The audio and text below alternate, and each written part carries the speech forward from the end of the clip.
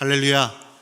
우리 아버지 하나님의 크신 은혜와 그 놀라우신 사랑이 여러분과 여러분 가정, 부모님들과 자녀들 모두 위에 충만하시기를 주님의 이름으로 축원합니다. 우리가 가족끼리의 관계가 굉장히 가깝죠. 그리고 가장 또 사랑하는 관계가 부모님과 자녀 또 가족끼리의 관계가 아닌가 싶습니다. 그렇지만 때때로 또 서로 상처를 주기도 하고 또 때때로 이렇게 관계가 좀 멀어지는 것 같은 그런 느낌을 받을 때가 있습니다. 관계에 좀 벽이나 담이 생기는 그런 경우도 있지요. 그래서 가족과 혹은 자녀들과 관계에 무슨 문제가 생겼을 때 여러분들은 어떻게 그것을 해결하셨고 또 해결하도록 노력해 오셨습니까? 글쎄요, 이것이 관계에 또 문제를 해결하는 좋은 방법이 될 수 있을지 모르겠지만 저희는 저희 집, 저나 저희 아버지는 항상 일주일에 한 번 혹은 2주에 한 번 정도 그 대중목욕탕을 함께 갔습니다. 어릴 때도 함께 갔고 또 사춘기 때 이렇게 몸이 변할 때도 저는 이렇게 부끄러워서 이제 같이 안 가려고 하는데도 같이 가자 이렇게 편안하게 하시니까 또 이렇게 같이 가는, 좀 이렇게 사춘기 때 반항하고 지금 사이가 안 좋을 때도 목욕 가자 그러면 같이 가고 그랬어요. 왜 그랬냐면 처음에는 이렇게 어른들이 때를 밀어주시면 되게 아프거든요. 그래도 또 따뜻한 물에 뜨거운 물에 들어가셔가는 시원하다 이러면서 들어오라 그러잖아요. 그래서 뭣도 모르고 이렇게 처음에 딱 들어가려고 그러는데 뜨거운 거예요. 우리 아버지는 거짓말장이구나 이렇게 생각하면서 막 안 들어간다고, 뜨거운데 안 들어간다고, 미지근한데 있으면 들어가고 아니면은 그냥 서성서성거리다가 어느 순간부턴가 저도 그걸 느끼게 되더라고요. 세게 때를 미는 게 시원하다. 그리고 따뜻하다. 저는 아직도 그 제일 뜨거운 열탕에 못 들어가는데요. 웬만한 온탕은 조금 뜨거워도 따뜻한 느낌이 들어도 조금 있으면 지금 시원한 느낌이 정말로 들더라고요. 그래서 저도 우리 아이들한테 거짓말장애 소리를 들었었는데요. 이거 안 뜨거워. 좀만 들어와 있으면 몸에 한기가 생겨서 좀 시원해질 거야 이랬다가 거짓말하지 말라고 이런 얘기를 저도 들은 적이 있습니다만, 그리고 또 이렇게 서로 등을 밀어준다든지 때를 밀고 나면 좀 또 시원한 느낌이 들어서 어느 순간부터는 저도 이렇게 기분이 나쁘던 좋던 부모님과 좀 관계가 좋건 안 좋건 이렇게 대중 목욕탕 가는 날이면 항상 갔습니다. 제일 제가 목욕탕을 좋아하는 이유는 들어가기 전에, 이제 목욕하기 전에 몸무게를 재고 끝나면 몸무게를 재는데, 목욕을 하고 나면 항상 적어도 한 2kg 정도가 줄어 있는 거예요. 그냥 그 목욕 한 번 하는 걸로 한 1시간 반 하는 걸로 이 몸무게가 2kg 정도 바로 한 끼 먹으면 회복이 되지만, 근데 그 기분이 너무나 좋더라고요. 그래서 그런 것들이 아마 또 부모님과의 관계에서도 좀 그런 영향을 주지 않았을까, 또 회복하는 데 사이가 관계를 유지하는 데 도움이 되지 않았을까, 저는 그렇게 생각합니다. 그래서 우리 아버지와 아들 혹은 어머니와 딸 이 관계에서 이렇게 같이 목욕하고 같이 이렇게 때밀어주고 하는 것도 좋은 방법이 아닐까. 여러분들 또 각자의, 여러분들 나름대로의 자녀들과의 관계를 회복하는 법, 혹은 가족 사이의 관계를 좋게 하는 그런 것들을 여러분들도 연구하시면서 또 이렇게 노력하시면 참 좋지 않을까라는 그런 생각을 해봅니다. 왜냐하면 오늘 이 본문 말씀, 우리가 잘 알고 있는 이 본문 말씀이 바로 깨어진 가족이 어떻게 다시 화목하게 되느냐라는 문제죠. 특별히 부모님과 아버지와 아들들 사이에 이 깨어진 관계가 어떻게 회복되는가, 아버지는 그것을, 깨어진 관계를 회복시키시기 위해서 얼마나 어떤 노력을 하고 계시는가를 볼 수 있는 본문이 바로 이 누가복음 15장의 잃어버린 아들의 비유인 것이죠. 누가복음 15장은 특별히 그 3번의 잃었다가 찾는 그 비유로 진행이 되고 있습니다. 여기에서 15장 1절에서 그렇게 시작을 하죠. 모든 세리들이나 죄인들이 예수님의 말씀을 들으려고 가까이 나오니까 바리새인들과 서기관들이 막 수군거리면서 싫어하는 그런 얘기가 나옵니다. 저 사람이 죄인들을 영접하고 음식을 같이 먹는구나, 이렇게 예수님을 향해서 불평하는 이야기가 나옵니다. 예수님을 평가하는 이야기가 나옵니다. 그때 예수님께서는 2가지 비유를 먼저 이야기를 하십니다. 거기에서는 잃어버린 어떤 것들은 바로 이 세리와 죄인들을 이야기하는 것이죠. 그들이 돌아올 때, 그들을 찾을 때에 하나님께서 기뻐하신다라는 이야기를 하고 있습니다. 여기에서 둘째 아들 그리고 첫째 아들이 나옵니다. 어떤 아버지가 두 아들을 가지고 있는데 그 두 아들은 둘 다 잃어버린 아들입니다.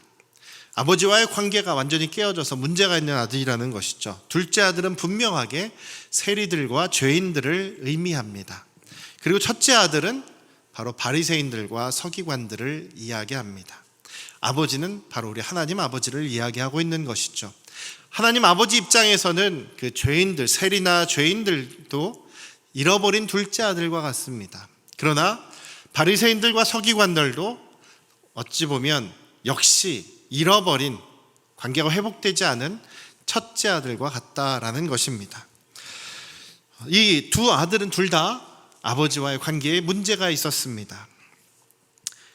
어떤 과거가 있었는지는 자세하게 이야기는 하지 않고 있지만 여기에서 볼 때 이 본문의 예수님의 예화를 보더라도, 이 비유를 보더라도 둘째 아들은 아버지와 문제가 있습니다. 그래서 아버지가 아직 건강하시고 또 생전에 계심에도 불구하고 자신이 받을 유산의 몫을, 자신이 받을 몫의 재산을 미리 달라고 아버지께 요구하는 것입니다. 유대인들에게 있어서 불효죄가 있습니다. 십계명에도 너희 부모를 공경하라라고 이렇게 말씀이 나와 있죠. 거기에 대해서 이스라엘 백성들은 부모님께 불효하는 것, 부모님께 거역하는 것, 부모님을 저주하는 것, 부모를 미워하는 것, 부모를 섬기거나 봉양하지 않는 것, 모시지 않는 것, 이런 것들이 불효죄에 해당하는 것으로 그렇게 알려져 있습니다. 그리고 불효죄에 대해서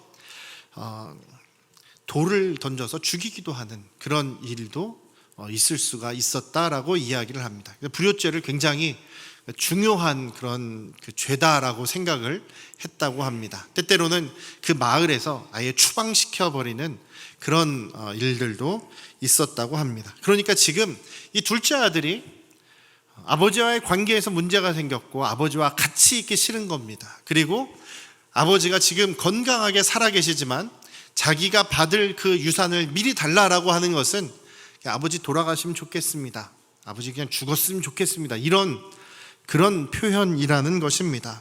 그래서 부모님이 살아계실 때 먼저 재산을 주십시오라는 것은 이 불효막심한 녀석하면서 엄중한 처벌을 받을 수 있는 그런 상황이었다고 이야기를 합니다. 이 둘째 아들은 아버지가 살아계심에도 불구하고 아버지 당신 죽었으면 좋겠습니다라고 이야기하는, 직접 그렇게 얘기하지 않더라도 유산을 미리 달라고 함으로써 그런 불효의 죄를 범한 것입니다. 나중에 이 둘째 아들이 아버지에게 뭐라고 얘기합니까? 하늘의 죄를 졌고 아버지께 죄를 져서 저는 이제 아들이라고 불릴 만한 자격이 없습니다라고 얘기하는데, 그 죄가 바로 이것입니다. 아버지가 살아계시는데 미워한 것, 아버지 죽으라고 얘기한, 직접 얘기하진 않았지만 그런 의미로 살아계신 아버지로부터 미리 재산을 달라고 하는 것, 그 죄가 불효의 죄가 있는 것이죠. 또 이 둘째 아들은 그 재산을 받자마자 아버지를 떠나가 버립니다. 먼 나라로 가버린다라는 것이죠. 가족과 얼마나 함께 있고 싶지 않으면, 아버지와 얼마나 같이 있기 싫으면 먼 나라로 가냐 이거죠. 그 주변으로 떠난 것도 아니고 이웃마을로 간 것도 아니고 아예 멀리 가버립니다. 그리고는 허랑방탕하게 자기가 받은 그 재산을 다 탕진해 버렸다라고 이야기를 합니다. 그러니까 이 둘째 아들은 아마 그것이 불만이었던 것 같아요.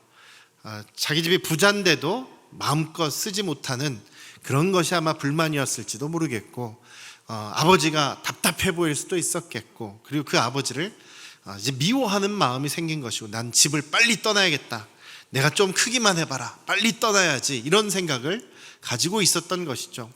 오늘날에도 그런 예가 참 많습니다. 고등학교 때까지는 참 착한 아이들 같고 참 부모님 말씀에 항상 순종하는 것 같고 이랬던 사람이 대학교를 들어가면서 이제 집을 떠나게 되고, 자기도 이제 성인이라고 이제 집에서 좀 멀어지게 되면 그때서부터 그냥 완전히 망가진 삶을 살아가는, 그런 방탕한 삶을 살아가는 사람들을 많이 보게 됩니다. 그런 대부분의 사람들은 부모님과의 얘기는 하지 못했지만 그 고등학교 때까지, 자기가 독립하기 전까지 갈등이 많았던 거죠. 부모님과의 관계가 좋지 않았습니다. 그래서 내가 독립만 해봐라, 내가 떠나기만 해봐라, 이 집을 내가 빨리 떠나서 내 마음대로 살겠다, 이런 사람들이 정말 탕자와 같이 이런 방탕한 삶으로 가는 경우를 많이 보게 됩니다. 그래서 부모 자녀와의 관계가 그 신앙을 전수하는 데 있어서 가장 중요하다는 이야기가 여기에서 나오는 것입니다. 그래서 어쨌든 이 둘째 아들의 경우는 그런 문제를 가지고 있었습니다. 부모님께 불효하고 부모님을 미워하고 떠나버리고 싶어 했던 그런 잘못, 그리고 또 자기 그 받은 유산을 그냥 마음대로 막 써버리는 그런 방탕한 삶, 그런 문제가 바로 부모님과의 관계에서부터 문제가 있었기 때문이다라는 말씀이죠. 첫 번째 아들 같은 경우도 잃어버린 아들입니다. 첫 번째 아들도 역시 아버지와의 관계에 문제가 있었습니다. 이 아들은 비록 아버지가 하라는 그런 말씀에 대해서, 아버지가 시키시는 일에 대해서 네 하고 늘 순종적이었던 사람으로 보입니다. 이 아들이 그렇게 얘기를 하죠. 29절에 보면 내가 여러 해 동안 아버지를 섬겨서 한 번도 내가 명을 어긴 적이 없습니다 라고 이렇게 이야기를 합니다. 그렇지만 이 아들 역시 아버지를 오해하고 있습니다. 그러면서 아버지에 대해서 마음속으로 늘 불평불만이 가득 차 있었던 사람입니다. 그리고 이 큰아들은 둘째 아들, 자기의 동생을 사람 취급도 하지 않습니다. 미워한다라는 것이죠. 그리고 아버지에 대해서는, 저 아버지는 둘째 아들만 사랑한다, 나는 사랑하지 않고 둘째만 사랑한다라고 그렇게 차별받는다라고 생각했던 것 같습니다. 그래서 이 아버지가 둘째에게 유산을 주었을 때 12절에 보면 아버지가 그 살림을 각각에게 나눠주었다. 요구한 것은 둘째이지만 그 유산을 첫째, 둘째에게 각각 미리 다 나눠주었다라고 이야기를 합니다. 이미 여기에서 큰아들에게도 유산을 미리 나눠주었다라고 설명하고 있음에도 불구하고 이 아들은 29절에 보면 내게는 염소 새끼 한 마리 주시지 않았지 않습니까? 저에게 염소 한 마리라도 주신 적 있습니까? 염소 한 마리라도 주시면서 친구들하고 잔치라도 해라 이렇게 하신 적이 없다라고 얘기하는 거죠. 아니 이미 다 주셨는데도 나에게는 한 번도 그런 거 주신 적 없습니다라고 아버지께 불평하는 그런 모습이 바로 큰아들의 모습인 것이죠. 자기 형제를 사랑하지도 않고 미워하고 있으며 아버지에 대해서 차별하는 아버지라고 지금 오해하고 있으며 자기에게는 아무것도 주시지 않았다라고 불평하고 있는 이 큰아들도 역시 아버지와의 관계에 문제가 있는 것입니다. 그래서 이 두 사람은, 이 큰아들은 바리새인과 서기관처럼 하나님께는 겉으로 보기에는 하나님의 법을 지키는 것 같지만 속으로는 하나님을 사랑하지 않고 하나님과의 관계가 역시 단절되어 있는 잃어버린 아들이라고 예수님께서 그렇게 비유로 말씀하신 것이죠. 그래서 이 두 아들을 다 잃어버린 아들, 아버지와의 관계가 이렇게 무너진 그런 아들들이었다라는 것입니다. 그런 무너진 관계 속에서 이 둘째 아들은 먼 나라로 떠나버립니다. 세상 속으로 떠나가 버렸다라는 것이죠. 아버지의 그늘 아래에 있을 때, 아버지의 그 가족 안에 있을 때에 이 아들은 아버지의 재산을 상속할 그런 귀한 아들이었습니다. 존귀한 아들의 신분이었던 것입니다. 그러나 그가 거액의 재산을 이렇게 아버지로부터 받아서 이렇게 세상으로 나가버리죠. 거기에서 흥청망청 써버립니다. 돈을 막 쓸 때에는 주변에 사람들이 많았겠죠. 그 사람에게 빌붙어서 뭔가 이익을 얻으려고 같이 장단을 맞춰주는 사람도 있었을 것이고 굉장히 친한 척하는 사람들도 있었을 것입니다. 같이 사업하자라고 했던 사람들도 있었을 것입니다. 많은 사람들이 그 사람 주위에 있었을 것입니다. 그런데 이 사람이 이제 재산을 다 써버리자 주변에는 아무도 남지 않았습니다. 그리고 세상 사람들은 그를 아주 무가치한 사람이다, 전혀 가치 없는 사람으로 평가했습니다. 그래서 이 사람이 이방 나라에서 이방 사람들만 먹는 그 돼지를 치는 그런 아주 낮은 신분의 품꾼이 되어버렸습니다. 이 사람이 아무리 힘들고 괴롭고 배고프고 그래서 돼지가 먹는 그런 쥐엄나무 열매라도 먹기를 원했지만, 그거라도 좀 달라고 했지만 그것도 거절당하게 되었습니다. 그래서 이 둘째 아들, 돈이 있을 때는 힘이 있는 것 같고 사람들도 있었을 것 같았지만 다 없어지자 이 사람은 정말로 가치 없는, 되지만도 못한 그런 사람 취급을 받았다라는 것입니다. 되지만도 못한 사람 대우를 받았다라는 것입니다. 그러다 정신을 차리고 생각한 것이, 내 아버지께로 돌아가자. 아버지에게는 품꾼들, 일꾼들이 많아서 그래도 정당한 대우를 받고 그래도 자기가 일한 대로 먹고 사는데, 나도 가서 이제 아들이라고는 못하겠고 죄를 졌기 때문에 그래도 사정사정하면 품꾼으로라도 써주실지 모르겠다라고 생각하고 아버지께로 돌아가려고 하는 것이죠. 자, 원래 이 사람의 처음의 신분은 어땠습니까? 아버지의 귀한 아들이었습니다. 거액의 상속자였습니다. 그러나 세상으로 나아갔을 때 세상에서의 그런 관계들에서 만족을 얻으려고 했으나 세상에서의 관계들은 다 자기의 이익을 위한 그런 목적으로 접근하는 것들 뿐이었고, 실패하고 나자 되지만도 못한, 돼지값도 안 되는 그런 인생이었다라는 것이죠. 그럼에도 기껏 생각한 것이 그냥 자기는 품꾼 정도의 가치밖에 없구나라는, 그런 스스로 그렇게밖에는 생각할 수 없는 그런 존재가 되었다라는 것입니다. 우리가 하나님 아버지 안에 있을 때에, 하나님의 그늘 아래에 있을 때에 우리의 신분, 예수 그리스도를 믿음으로 하나님 안에 있을 때에는 우리의 신분이 하나님의 상속자, 하나님의 귀한 아들, 딸로서의, 자녀로서의 고귀한 신분을 가지고 있습니다. 그러나 우리가 그것을 버리고 세상에 나아간다면, 우리 죄 가운데 있는 세상으로 나아간다면 우리는 그 물질에 오히려 오직 물질로 가치를 매기는 그런 세상에서, 내가 힘이 있고 돈이 있고 뭔가 있어야 알아주는, 사람 취급받는 그런 세상에서 고통만 당할 수밖에 없다라는 것이죠. 그런 것들이 다 없어지면 우리는 세상에서는 정말 무가치한 사람으로, 되지만도 못한, 짐승만도 못한 사람, 그런 존재 취급을 받게 된다라는 것입니다. 죄인으로서의 삶을 사는 사람, 세상의 가치를 따라 사는 사람의 결국은 그렇다라는 것입니다. 불행한 삶을 살아갈 수밖에 없는 것이죠. 사랑하는 우리 안양 성도교 가족 여러분, 우리가 하나님의 아들, 딸로 있을 때에 그 지위, 우리의 특권에 꼭 붙잡고 우리 주님 아래에, 주님의 그 보호하심 아래에 늘 거하시는 저와 여러분들 되시기를 주님의 이름으로 축원합니다. 주님의 자녀로서 주님 나라 안에 속해 있는 저희들, 조금이라도 세상의 가치를 따라가서 거기에서 고통당하고 불행한 삶을 살지 않는 우리 안양 성도교회 가족들 되시기를 주님의 이름으로 축원합니다. 오늘 말씀에서 우리가 볼 수 있는 것이 바로 자녀와의 관계를 회복하려는 그 아버지의 모습이죠. 여기에 나오는 아버지의 모습은 한결같습니다. 가장 큰 특징은 한결같이, 그리고 자녀들에 대해서 늘 변함없이 대해 주시는 것입니다.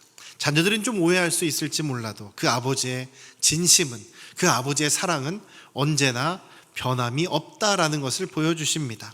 둘째 아들에게 대하시는 것, 그리고 첫째 아들에게 대하시는 것, 거의 그것은 똑같이 사랑으로 대하시는 모습이 나옵니다.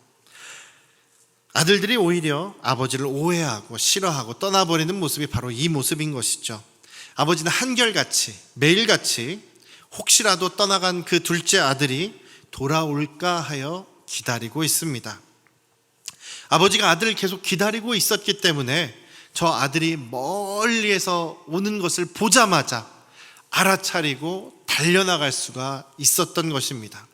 이게 우연히 그냥 어느 날 그냥 한 번 나갔는데 아들이 돌아온 것을 발견한 것이 아니라는 이야기입니다.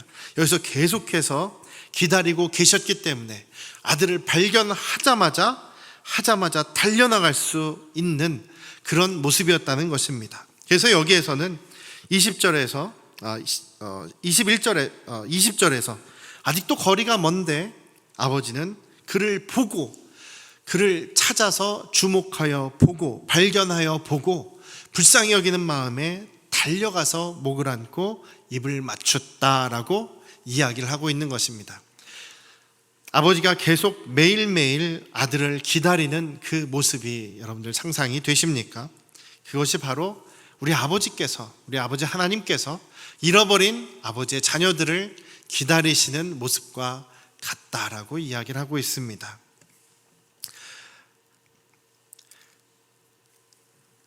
이 아버지가 달려가는 모습을 한번 생각해 보십시오. 그때 당시에 팔레스타인 더운 지역이었기 때문에 그 샌들 같은 신발을 신고 있었겠죠. 막 아들을 향해서 달려나갈 때 신발이 다 벗어버려졌을지도 모르겠습니다. 막 달려가서 아들을 끌어안고 아들에게 입 맞춰주는 모습, 거기에서 한 두 가지 정도 우리가 생각해 볼 모습이 있습니다. 첫 번째는 그 당시 그런 팔레스타인 지역, 이스라엘 지역에서는 이 어른들이 달려간다라는 그런 표현을 전혀 들을 수 없다라고 이야기합니다. 그러니까 우리 옛날 조선시대 양반들하고 비슷했나 봐요. 이 유대인들도 정통 유대인일수록 달려가는 법이 없었다라고 얘기합니다. 성인 남자들, 남자 성인 유대인들이 발목이나 다른 사람에게 발바닥을 이렇게 드러내 보이는 것은 굉장히 수치스러운 것이다라고 그렇게 생각되었다는 거예요. 다른 사람에게 발바닥을 보여준다거나 발목을 보여주는 것은 굉장히 자신들을 모욕하는 것으로, 무시하는 것으로 간주했다라고 합니다. 그래서 성인 남자 유대인 둘이 앉아 있는데 상대방이 자기를 향해서 다리를 꼬고 앉아 있어요. 다리를 꼬고 앉아 있어가지고 발목이나 발바닥이 보였다 그래봐요. 자기를 향해서. 그러면은 그게 자기는 모욕당했다 그러면서 그 자리를 박차고 일어나는 그런 모습이 보통 유대인들에게, 특히 정통 유대인들에게는 그런 모습들이 많이 있었다고 합니다. 따라서 지금 예수님께서 말씀하시는 이 아버지가 자신의 아들을 멀리서 알아보고 발바닥이 보이든 말든 상관없이 막 달려가서 그를 맞이했다라는 말씀은 정말 아들을 위해서라면 자기 체면이고 뭐고 다른 사람들이 보든지 안 보든지 상관하지 않고 다른 사람들이 손가락질 하든지 말든지 그것을 다 감수하는 그런 사랑의 아버지의 모습을 여기서 보여주고 있다라는 것입니다. 또한 두 번째로는 이 아버지가 누구보다도 먼저 이 아들에게 달려간 이유가 있습니다. 왜냐하면 아까도 처음에 말씀드렸듯이 이 아들이 지금 하늘과 아버지께 큰 죄를 저질렀습니다. 불효죄를 저질렀다라고 말씀드렸죠. 아버지 보러 죽으라고, 죽었으면 좋겠습니다라는 그런 표현으로 살아계신 아버지의 재산을 자기가 받을 몫이지만 미리 받아서 땡겨 받는 것, 그것을 요구하는 것 자체가 큰 불효죄다라고 이야기를 했습니다. 그래서 마을 사람들이 그 소식을 알고 저 불효자가 온다라고 했을 때는 진짜 돌을 던져서 너 왜 와 하면서 마을에서 쫓아낼 수도 있는 상황이었다는 것이죠. 그러니 아버지가 나가서 기다리지 않을 수가 없는 겁니다. 혹시라도 내가 안 나가서 보고 있다가 내가 안 나가 있는데 아들이 돌아왔어요. 그런데 마을 사람들이 먼저 그 아들을 보고 돌을 던져서 쫓아내거나 돌을 던져서 죽이거나 다치게 하거나 이런 일을 아버지는 상상할 수가 없는 것이죠. 그래서 매일매일 기다리면서 이 아들이 발견되자마자 뛰어가서 그를 끌어안고 입을 맞춥니다. 그리고 빨리 종을 불러서 옷을 빨리 갈아입히고 또 가락지를 끼게 하고 신발을 제대로 신기게 하는 것, 이것은 바로 이 아들은 내 아들이다, 나는 이 아들을 용서하고 받아주었다, 주변의 이웃들은 이 아이들을 건드리지 말아라 라고 보호하시는 그런 표현이다라는 것입니다. 그것이 바로 우리 아버지의 모습입니다. 재빨리 아들을 찾아 뛰어나오시면서 다른 사람들의 시선 상관없이 그 아들을 받아주시는 아버지, 그리고 빨리 회복시키시고 보호하셔서 그 아들이 다른 이웃 사람들에게 해를 당하지 않도록 보호하시는 그 아버지, 돌아오기만 하면 다시 그 신분을 회복시켜 주시는 그 아버지, 한결같으신 아버지, 변함없이 사랑하시는 이 아버지의 모습이 바로 우리 하나님 아버지의 그 사랑하시는 아버지의 모습이다라는 것입니다. 사랑하는 우리 안양 성도교회 가족 여러분, 이 둘째 아들은 한 게 없습니다. 한 가지 있다면 그냥 돌아온 거죠.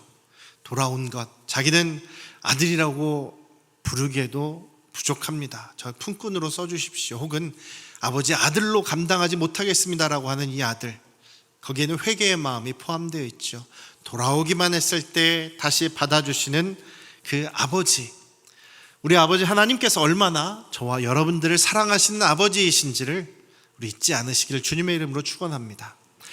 우리가 그 아버지를 알아드리고 그 아버지를 더 사랑해야겠죠. 그리고 그 아버지께 더 붙어 있어야겠죠.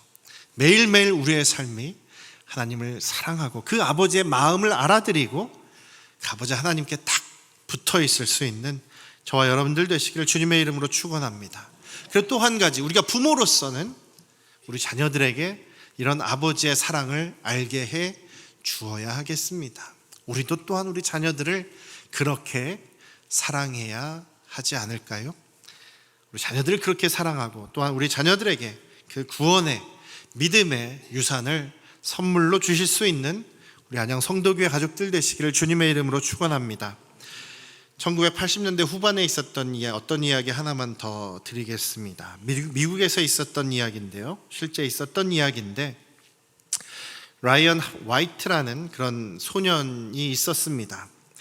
13살이 되었을 때 이 소년이 혈우병에 걸렸습니다. 그것이 너무 심해서 수술을 받을 수밖에 없는 상황이었다 그래요. 근데 여기서 문제가 생겼습니다. 수술하다가 이제 수혈을 받게 되는데 그게 잘못되어서 에이즈 환자의 피를 수혈을 했다는 거예요. 그래서 이 소년이 13살의 나이에 에이즈 환자가 되어 버립니다. 그래서 속수무책으로 이 병원에서 잘못한 이 사건으로 인해서 그는 죽음을 기다리는 처지가 되었다라는 것이죠. 그런데 이 소년은 자기가 이제 곧 죽는다라는 것을 알고 있음에도 아무도 원망하지 않았다는 것입니다. 부모도, 형제도, 가족도, 또 의사 선생님들도 원망하지 않았다는 겁니다. 그래서 이 소년은 항상 밝은 웃음으로 모든 사람에게 친절하게 대했다는 거예요. 그래서 염려하는 부모님들을 오히려 위로하는 이 아들의 그 내용이 이제 뉴스나 이런 것을 타고 이게 소식이 전국으로 알려지게 되었다는 겁니다. 그래서 이 소식이 알려지자 그 당시에 레이건 대통령이었는데 그 대통령도 친히 이 소년을 병문안을 와서 위로할 정도였고, 또 그 당시에 가장 유명했던 그 팝 가수였던 마이클 잭슨도 방문을 해서 병문안을 해서 같이 위로하고 또 이렇게 함께 시간도 보내는 그런 것이 굉장히 유명한 그런 사건이었다는 겁니다. 근데 결국 5년을 더 살고 이 소년이 18살에 젊은 나이죠. 18살의 나이로 죽음을 맞이했습니다. 근데 그가 마지막으로 아버지하고 나눈 대화가 그게 또 우리 기독교 그 잡지에 소식지에 실려서 많은 사람들에게 감동을 시켰는데, 아버지가 죽어가는 아들에게 그렇게 이야기했다는 겁니다. 아들아, 미안하다. 나는 아무것도 너에게 해준 것이 없고 해줄 것도 없구나. 이 아빠가 더 이상 어떤 선물도 너에게 줄 수 없음을 용서해다오. 그러자 아들이 대답했다는 겁니다. 아닙니다. 전 지금 많은 선물을 받았습니다. 많은 선물을 받고 살았지만 아무도 아빠가 저에게 준 선물 같은 선물을 준 사람은 없었습니다. 아빠는 저에게 천국 열쇠를 주셨고 예수님을 소개해 주셨고 교회에 나아가 예수님을 믿게 해주셨고 말씀을 통해서 영생을 얻도록 해주셨습니다. 이보다 더 위대한 선물은 다시 없으니까 말입니다 라고 이야기했다는 겁니다. 이 소년의 마지막 이 고백이 거짓 고백이 아니었겠죠. 그 마음에서 정말 우러나오는 진심 어린 이야기였을 것입니다. 그리고 이 소년은 행복한 표정으로 죽음을 맞이했다라고 이야기합니다. 사랑하는 우리 안양 성도교회 가족 여러분, 지금도 우리는 저와 여러분들을 또 우리 가족을 사랑하시는 하나님의 그 아버지의 마음을 우리가 분명하게 붙잡으실 수 있기를 주님의 이름으로 축원합니다. 주님의 사랑 안에 거하십시오. 주님의 사랑을 붙잡으십시오. 또한 우리도 부모된 입장으로 우리 자녀들에게 아버지의 사랑을 알려주어야 할 것이며 하나님 아버지의 사랑을 우리도 물려주어야 할 것입니다. 영생의 소망, 구원의 믿음을 우리 자녀들에게 선물로 줄 수 있는 우리 모든 부모님들 되실 수 있기를 주님의 이름으로 축원합니다. 기도하시겠습니다. 아버지 하나님, 깨어진 관계를 회복하고 또 다시 돌아올 아들들을 기다리시는 그 하나님 아버지의 마음을 우리가 생각해 봅니다. 우리를 사랑하실 때 끝까지 사랑하시고 우리가 죄인이었을 때에 우리를 먼저 사랑하여 주셔서 자신의 독생자 예수 그리스도를 십자가에 죽게 하심으로 우리를 얼마나 사랑하시는지 그 아버지의 사랑을 확증시켜 주신 아버지를 우리가 기억합니다. 늘 우리 아버지의 사랑 안에 거하게 하시옵소서. 늘 우리 아버지의 하나님의 사랑을 붙잡게 하시옵소서. 늘 아버지 하나님의 사랑의 그늘 아래 거하게 하여 주시옵소서. 또한 우리도 부모된 우리의 모습으로 우리 자녀들에게 예수 그리스도의 사랑, 예수 그리스도를 믿는 그 믿음으로 우리 자녀들에게 구원과 또한 생명을 선물로 주는 그런 우리 모든 부모님들 될 수 있도록 역사하여 주시옵소서. 이제는 우리를 죄에서 구원하신 예수 그리스도의 은혜와